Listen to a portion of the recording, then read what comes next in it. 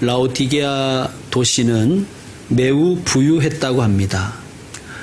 이 도시의 부유함을 잘 보여주는 사건이 하나 있었어요. AD 1세기에 지금의 터키, 당시의 소아시아에 대지진이 있었습니다. 많은 도시들이 폐허가 될 정도로 큰 피해를 입었어요. 그래서 로마 정부가 피해를 당한 도시의 복구비를 지원하였습니다. 그런데 라오디게아 이 도시는 됐습니다. 우리는 우리 돈으로 할 수 있습니다. 그렇게 거부할 정도로 돈이 많았다고 합니다. 라오디게아는 땅이 매우 비옥해서 농사가 참 잘 되었다 그래요. 그리고 또 직조업도 발달하여서 라오디게아 산 외투는 당시에 굉장히 고급이었고 인기가 많았다고 합니다. 그러니까 먹을 것이 풍성하고 또 입을 것도 고급인 잘 사는 동네였다는 것입니다. 또한 상업도 발달했고요. 상업이 발달함에 따라서 금융업도 발달해서 라오디게아에는 은행이 꽤 많았다고 합니다. 또 라오디게아에는 아주 유명한 안과병원이 있었는데요. 이 안과병원의 안연고, 이 안약이 당시에 매우 특효약으로 유명했다고 합니다. 자, 먹을 것 풍족하고 옷도 고급이고 그러니까 먹고 사는데 어려움이 없고 그리고 상업과 금융이 발달해서 돈도 많고 또 좋은 병원도 있는 도시, 살기 좋은 도시지요. 그래서 이 라오디게아 도시의 시민들은 이런 자부심이 있었대요. 우리는 부유하다. 우리는 부족함이 없다. 자, 그런데 우리가 지금까지 요한계시록 쭉 살펴보면서 여러 이 소아시아의 교회들을 우리가 살펴보았죠. 그 중에 라오디게아처럼 잘 사는 도시들이 있었습니다. 서머나라는 도시도 그랬고요. 버가모라는 도시도 물론 그랬습니다. 또한 사데라는 도시도 매우 부유한 도시였어요. 근데 우리가 살펴본 대로 그 부유한 도시에 살아가는 교회는 성도들의 삶은 어떠했습니까? 궁핍하고 가난했지요. 왜 부유한 도시에서 살아가는 교회가 가난했을까요? 황제 숭배를 거부하였기 때문입니다. 불이익을 감수한 거예요. 황제 숭배를 거부하면 경제 활동을 할 수 없었거든요. 근데 경제 활동을 포기하면서도 예수님 믿는 신앙을 버리지 않은 거예요. 자, 그러면 라오디게아 교회는 어땠을까요? 17절 앞에 보면 이런 말씀이 있습니다. 17절 보시면 내가 말하기를 나는 부자라 부요하여 부족한 것이 없다. 어땠다는 말씀이에요? 그들은 황제 숭배를 했단 얘기예요. 이 황제 숭배는 어렵진 않습니다. 우리는 거의 이제 예수 믿는 사람들은 매주일 교회를 나오는 것을 의무로 생각하죠. 주일 성수. 그런데 당시에 황제 숭배는 그렇게 어렵지 않아요. 1년에 한 번 신전에 가서 로마 황제는 나의 주, 나의 그리스도라는 문서에 서명하고 분향하고 오면 됩니다. 어렵지 않죠. 한 시간씩 예배 안 드려도 돼요. 뭐 봉사도 안 해도 상관없습니다. 그것을 로마는 모든 로마의 통치 그 식민지에다가 요구를 했고 그것을 받아들인 도시가 라오디게아였습니다. 마치 일제강점기 시대에 신사참배를 결정했던 한국교회를 보는 것 같습니다. 라오디게아 교회는 두 주인을 섬겼어요. 황제와 예수 그리스도. 그런데 이들은 그것을 부끄러워한 것이 아니라 오히려 그것을 잘하는 것이라고 생각했어요. 우리는 부족한 것이 없다. 그러니까 이것을 중용이라고 생각한 거예요. 우리는 적절하게 행동하고 있다. 우리는 적당히 신앙생활 잘하고 있다. 라고 그들은 생각했어요. 우리와 너무 비슷하지요. 여러분, 우리도 그렇지 않습니까? 우리도 세상과 주님을 동시에 잘 섬길 수 있다고 그렇게 생각을 해요. 또 그렇게 하는 것이 균형 잡힌 신앙생활이라고 그렇게 생각을 합니다. 그러므로 우리가 라오디게아 교회입니다. 우리가 이 말씀을 라오디게아에게 주신 말씀이라고만 생각하지 말고 오늘 나에게 주시는 말씀으로 들어야 될 줄로 믿습니다. 어떤 장로님이 하셨던 얘기인데요. 그 장로님이 옛날에 싸전을 하셨대요. 쌀집. 옛날에 쌀집을 하는 가정은 부유하지요? 현금이 많았습니다. 그래서 그 교회 목사님이 토요일만 되면 장로님에게 와서 장로님 10,000원만 빌려주십시오. 그렇게 얘기했다는 거예요. 근데 그 당시에 10,000원은 지금의 한 100만 원 정도의 가치가 있습니다. 그리고 빌려간 목사님이 월요일 날은 또 그대로 갚으신대요. 그래서 하도 궁금해가지고 목사님 왜 자꾸 토요일 날은 10,000원짜리 빌려가시고 월요일 날 갚으세요? 그렇게 물어보니까 목사님이 이렇게 얘기하시대요. 목사님이 주머니 안에 이 10,000원짜리가 딱 들어가 있으면 마음이 그렇게 편안할 수가 없다는 거예요. 마음이 든든해가지고 설교가 잘 된다는 거예요. 누가 지어낸 얘기겠지만 그 목사님의 든든함의 근거는 하나님이 아니었던 것 같아요. 10,000원짜리 지폐 한 장이었겠죠. 우리는 어떻습니까? 여러분의 평안의 근거가 무엇입니까? 여러분의 든든함의 근거가 무엇입니까? 물질이라면 우리도 역시 라오디게아 교회와 다를 것이 없습니다. 스스로 부자라고 스스로 부요하고 부족함이 없다고 생각하는 라오디게아 교회를 그럼 예수님은 어떻게 평가하시는가? 17절 뒤쪽에 이렇게 되어 있습니다. 내 곤고한 것과 가련한 것과 가난한 것과 눈먼 것과 벌거벗은 것을 알지 못하는도다. 자, 라오디게아 교회는 분명히 자신들이 부자라고 생각했어요. 부요하고 부족한 것이 없다고 생각했어요. 그런데 예수님 뭐라 그러시냐면 너 불쌍하구나. 너 참 가엾구나. 너 가난하구나. 너에게 아무리 좋은 안약이 있다 할지라도 너는 눈이 멀었구나. 너에게 아무리 비싸고 고급 외투가 있다 할지라도 너는 벌거벗고 있구나. 예수님 그렇게 보시는 거예요. 예수님이 라오디게아 교회의 중심을 보시는 거예요. 영혼을 보시는 거예요. 라오디게아 교회는 외적으로 육적으로는 부자고 부요하고 부족한 게 없었지만 그 영혼은 그 내면은 남루한 거지였다는 거예요. 눈멀고 헐벗은 거지였다는 거예요. 하나님 보시기에. 왜 그렇습니까? 그들은 두 주인을 섬겼기 때문입니다. 대세를 따라서 살았습니다. 그들의 삶의 행동을 이득을 따라서 결정을 한 거예요. 어느 것이 내게 더 이득인가?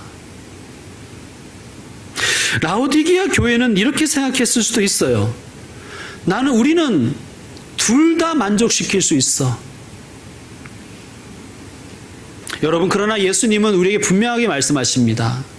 너희가 두 주인을 섬길 수 없다. 여러분, 성경의 관점에서는 인간은요, 딱 두 종류밖에 없어요. 죄의 종이든지 하나님의 종이든지. 죄의 삭은 사망이요, 하나님의 은사는 그리스도 예수 우리 주 안에 있는 영생이니라. 죄의 종으로 살다가 받게 되는 삭, 그 대가는, 죄의 종 노릇하다가 받게 되는 대가는 죽음입니다. 그러나 하나님의 종으로 살아가는 자에게 은사를 주시는데, 은혜로운 선물을 주시는데 영생이라는 거예요. 이게 성경의 관점입니다. 자, 라오디게아 교회에게 예수님의 말씀은 점점 더 심각해집니다. 자, 15절 16절 여러분이 한번 읽어주시기 바랍니다. 15절 16절입니다. 시작. 내가 내 일을 아노니 내가 찾지도 아니하고 뜨겁지도 아니하노라. 내가 찾은지 뜨겁든지 하기를 원하노라. 내가 이같이 미지근하여 뜨겁지도 아니하고 찾지도 아니하니 내 입에서 너를 토하여 버리리라. 아멘. 마지막 말씀을 한번 보십시오. 내 입에서 너를 토하여 버리리라. 라오디게아 교회를 보면 예수님이 역겹다는 거예요. 토가 나온다는 거예요. 구토 유발자였다는 거예요. 여러분 심각하지 않습니까? 우리를 보시고는 어떠실까요? 우린 잘하고 있어. 우린 부족한 게 없어요. 우리는 둘 다 잘할 수 있어요. 우리는 그렇게 생각을 하는데 너 참 역겹구나. 너는 나를 구토하게 하는 자다. 예수님 그렇게 말씀하실 수도 있다는 거예요. 여러분 좀 심각해지지 않습니까? 여러분 미지근한 신앙은요, 열정이 없는 신앙이에요. 일단 관심도 없고 열정도 없고 열심도 없는 신앙은 주님을 슬프게 한다는 거예요. 주님을 역겹게 합니다. 자, 20절 말씀 제가 읽겠습니다. 20절 제가 읽겠습니다. 볼지어다 내가 문 밖에 서서 두드리노니 누구든지 내 음성을 듣고 문을 열면 내가 그에게로 들어가 그와 더불어 먹고 그는 나와 더불어 먹으리라. 아멘. 여러분 이 구절 전도용으로 우리가 많이 써먹지요. 이제 마음의 문을 여십시오. 예수님을 구주로 영접하십시오. 이 결신의 순간에 써먹는 성경 구절인데요. 이 말씀은 교회에게 하신 말씀입니다. 귀 있는 자는 성령이 교회들에게 하시는 말씀을 들을지어다. 지금 예수님이 문 밖에 서서 문을 두드리시는 거예요. 영혼의 문을 두드리시는 거예요. 교회 문 밖에 서서 교회의 문을 두드리고 계시는 거예요. 우리의 문 밖에 서서 우리의 마음의 문을 두드리시는 거예요. 왜? 우리가 쫓아내서 그렇습니다. 그러니까 두 주인을 섬긴다는 것은 이쪽에는 물질, 이쪽에는 예수님 모시고 서로 사이좋게 잘 지내는 그런 그림을 상상하지 마십시오. 내가 두 주인을 섬긴다는 것 자체는 예수님을 문 밖에 쫓아내는 거예요. 예수님은 다 하실 수 있지만 죄와 악과 함께 하실 수 없기 때문에 우리가 두 주인을 섬긴다고 생각하는 그 자체의 그 착각이 예수님을 문 밖에 쫓아내는 것입니다. 근데 예수님은요, 문 밖에 서서 두드리신대요. 참 속도 없으신 것 같아요. 저 같으면 나를 쫓아낸 집 소금 뿌리고 다시는 안 가죠. 상대도 안 할 거예요. 전화도 안 하고, 아니 안 받고, 일단 문자 차단, 카카오톡 차단, 아예 그냥 관계를 끊어버릴 것 같아요. 근데 예수님 참 속도 없으시죠. 쫓아낸 그 사람의 문 밖에 서서 두드리시는 거예요. 왜 그렇죠? 사랑하시니까. 예수님은 우리를 사랑하셔서 우리를 인격적으로 대해주시는 거예요. 저 같은 문을 부숴버리죠. 그러나 예수님은 그냥 문을 두드리시는 거예요. 문을 열 때까지. 예수님 우리의 문을 강제로 열지 않으십니다. 강압적으로 문을 열지 않으십니다. 다만 우리의 마음의 문을 두드리실 뿐입니다. 왜? 사랑하시니까. 그리고 우리가 그 주님의 음성을 듣고 문을 열면 그 전에 일은 다 기억도 안 하시고 우리와 함께 더불어 먹고 마시신대요. 우리의 식구가 되어주신대. 함께 더불어 먹고 마시는 존재가 식구잖아요. 식구가 되어주시고 친구가 되어주신다는 거예요. 주님 우리를 그렇게 사랑하시는 거예요. 여러분 가족은 함께 삶을 나누고 삶을 공유해야 가족이죠. 가족이 대화도 하지 않고 삶을 공유하지도 않으면 그건 가족도 아닐 거예요. 남보다 못하죠. 여러분 우리가 예수님을 그렇게 취급하진 않습니까? 주님의 음성이 들리지 않으십니까? 사랑하는 아들아, 사랑하는 딸아, 언제까지 나를 밖에 세워둘래? 자, 19절 말씀도 같이 읽겠습니다. 시작. 물은 내가 사랑하는 자를 책망하여 징계하노니 그러므로 내가 열심을 내라 회개하라. 아멘. 예수님이 원하시는 게 있어요. 내가 너를 사랑하기에 너를 책망하고 징계한다. 여기서 책망하고 징계한다는 것은 원어적인 의미를 가만히 살펴보면 자식 만들기예요. 자식 만들기. 그러니까 자녀를 우리가 야단도 치고 때로는 훈육도 하고 때로는 어르고 달래고 하는 이유가 뭐예요? 자녀가 사랑구실하기를 원하는 거잖아요. 예수님도 마찬가지인 거예요. 예수님 우리를 사랑하시는데 때로는 우리에게 징계도 하시고 책망도 하신다는 거예요. 왜요? 사람 만들려고. 하나님의 자녀답게 만들려고 그렇게 하신다는 거예요. 그럴 때 여러분, 우리가 그렇잖아요. 자녀가, 부모가 좀 야단을 치거나 책망을 하면, 아, 엄마가, 아빠가 나를 사랑해서 이러시는구나 라고 생각해야 이게 인간 될 가능성이 있잖아요. 근데 왜 날 간섭하냐고, 왜 날 미워하냐고 그러면 참 부모의 마음은 아픈 거예요. 그죠? 여러분, 하나님대로 여러분을 책망하실 때가 있어요. 때로 하나님이 매를 대실 때가 있어요. 아프죠? 그때 기억하십시오. 아, 날 사랑하시는구나. 날 자녀로 생각하셔서 날 책망하시는구나. 그리고 주님의 그 음성을 듣고 여러분의 마음의 문을 여시기 바랍니다. 예수님이 이렇게 말씀하세요. 열심을 내라 회개하라. 우리 이 성경은 참 좋은 성경인데 조금 더 원어적인 의미를 못 살핀 것 같아요. 제가 원어를 살펴보니까 열심을 내라는 것은 현재형이고요. 회개하라는 것은 과거형이더라고요. 그러니까 정확하게 번역을 하면, 직역을 하면 회개하고 열심을 내라는 말씀입니다. 그동안의 삶을 돌이켜서 회개하고 하나님 앞에 다시 열심을 내라는 거예요. 자, 열심을 내는 방법도 18절에 말씀해 주셨습니다. 18절 말씀 같이 읽겠습니다. 시작.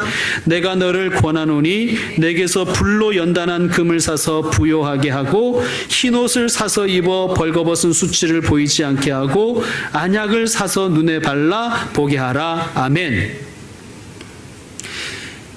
영혼의 가난에 대한 주님의 처방은 이것입니다. 금을 사라는 거예요. 벌거벗음에 대한 처방은 흰옷을 사라는 거예요. 눈먼 것에 대한 처방은 안약을 사서 바르라는 거예요. 공통적으로 나오는 단어가 있죠. 사서. 무슨 뜻입니까? 너의 영혼을 위해 투자하라는 거예요. 너의 영혼을 위해 값을 지불하라는 거예요. 세상살이를 위해서만 값을 지불하지 말고 세상 것에만 시간을 투자하고 물질을 투자하지 말고 너의 영혼을 위해서도 값을 지불하고 값을 치르라는 거예요.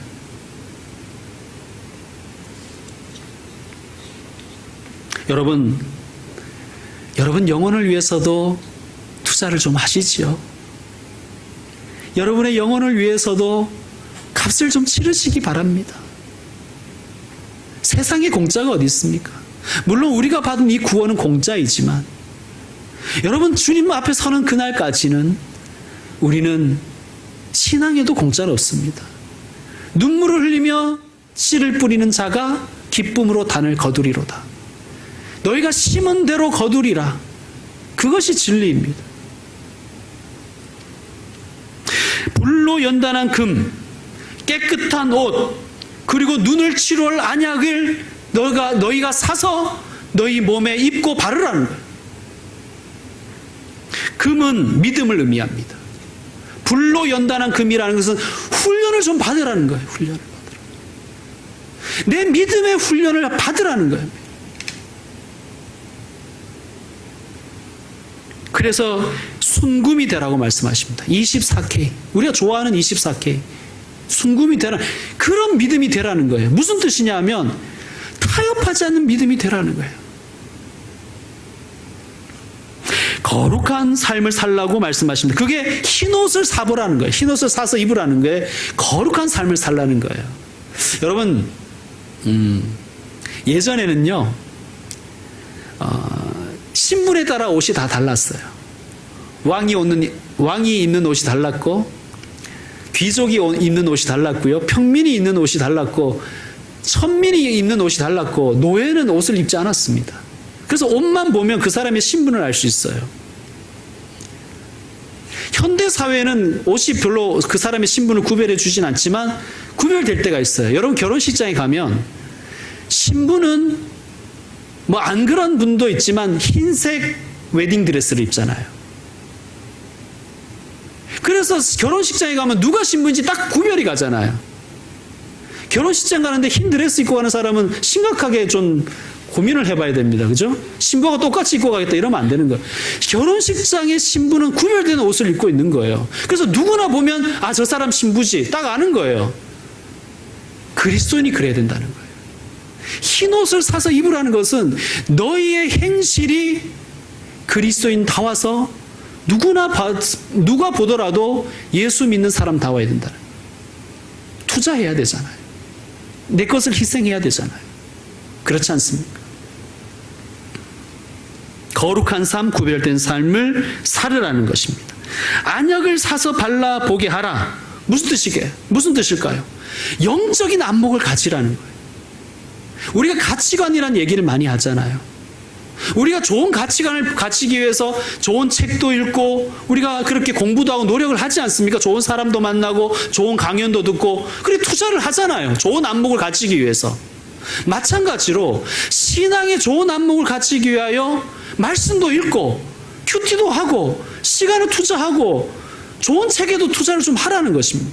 해야 된다는 거예요. 영적인 안목을 기르라는 것이죠. 영적인 안목. 사랑하는 성도 여러분, 투자하십시다. 세상에 공짜는 없습니다. 신앙생활에도 공짜는 없습니다. 사라 하신 예수님이 이 말씀, 투자하라는 말씀으로 들으십시오. 여러분의 시간을 투자하고 여러분의 마음을 투자하고 여러분의 물질을 투자해서 하나님 기뻐하시는 그러한 삶을 살아가시길 바랍니다. 이제 말씀 마무리하겠습니다.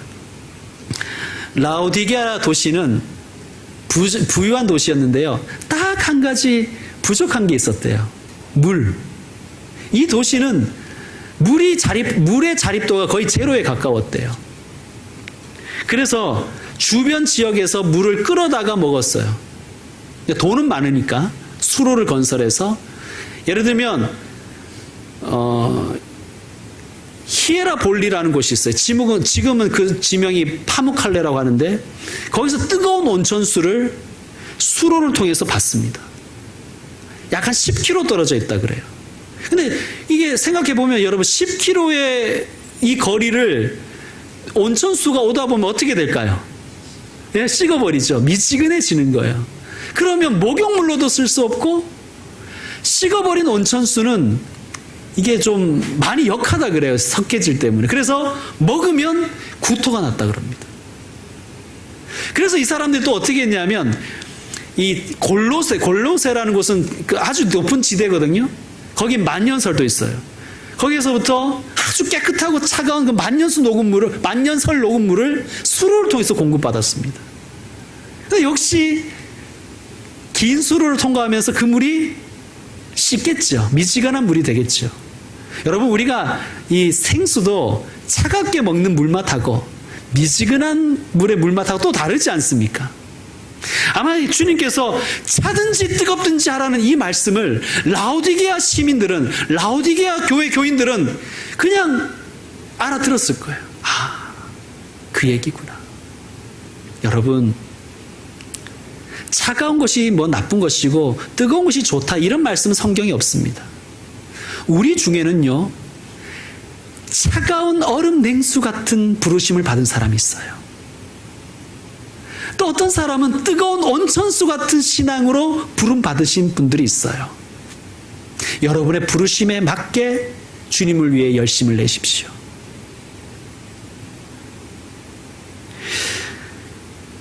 예수님, 하나님이 얼마나 피곤하실까 생각하면서 나는 하나님께 하나님의 피로를 풀어드릴 뜨거운 목욕물이 좀 되어드려야 되겠다. 그런 마음을 가지시고 열심을 내십시오. 아, 나는 성경에 나와 있는 대로 추수날 주인의 갈증을 시원하게 풀어줄 얼음 냉수 같은 사람이 될 것이다. 그런 마음을 가지시고 열심을 내십시오. 네가 차든지 뜨겁든지 하라. 미지근하여 구토를 유발하는 사람이 되지 마시고 하나님 앞에서 열심을 내어서 시원한 얼음 냉수가 되어 주시든지 뜨거운 목욕물이 되어 주시든지 하나님이 기뻐하시는 삶을 살아가는 저와 여러분 그리고 우리 교회 되기를 주의 이름으로 축원합니다. 기도하겠습니다.